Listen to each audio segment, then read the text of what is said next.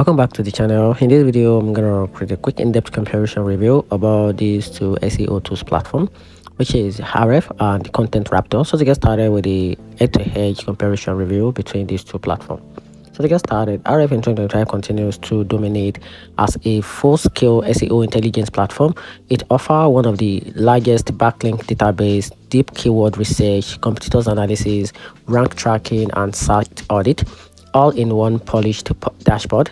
Agencies, enterprise, and serious marketers rely on Ahrefs to uncover link opportunities, map out high-level keywords, and monitor growth with unmatched accuracy. It's built for those who want to plan and execute long-term SEO strategy backed by data. And Content Raptor, meanwhile, is designed primarily for fast AI-powered content creation with SEO in mind. It generates optimized articles, outline and bulk draft based on choosing keywords, helping content teams fill out calendar quickly. While it offers a basic keyword suggestions and optimization tips, it doesn't provide the deep research backlink intelligence or competitors tracking that Ahrefs delivers.